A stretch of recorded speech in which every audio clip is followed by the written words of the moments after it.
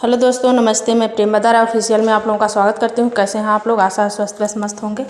और मैं आज आप लोगों के सामने तिलक गीत सुनाने जा रही हूँ, जो बहुत ही सुंदर है, प्यारा है। सुनिएगा आप लोग। अच्छा लगे तो लाइक शेयर करिएगा, और चैनल पर नए हो तो सब्सक्राइब कर लीजिएगा, और प्यारा प्यारा कमेंट करके जरूर बताइएगा कि गाना कैसा लगा। तो धन्यवाद।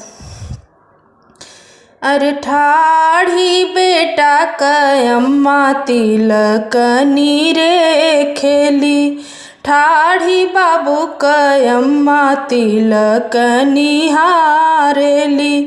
ई तिलक बेटा जोगे नाही जिया है, ई तिलक बाबू जोगे नाही जी।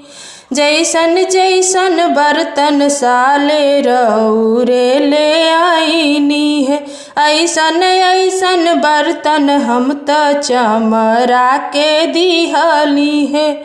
बाबू कनार कटवाई जिया है, ई तिलक बाबू जोगे नाही जी।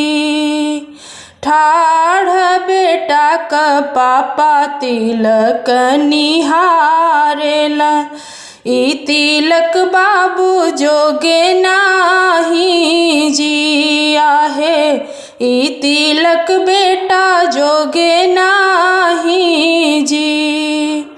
जैसन जैसन अंगूठी रौरे समधि ले आईली है, ऐसन अंगूठिया हम नौआ के दिहली है। बाबू कबार उतरवाई जिया है, ई तिलक बेटा जोगे नाही जी। ठाढ़ी बेटा क बहिना तिलक निहारेली, ई तिलक भैया जोगे नाही जिया है, ई तिलक बेटा जोगे नाही जी। जैसन जैसन कपड़ा सरौरे ले आईनी है, ऐसन कपड़वा मैया बभना के दिहली है। भैया क दीन धरवाई जिया है, बाबू क लगन धरवाई जी।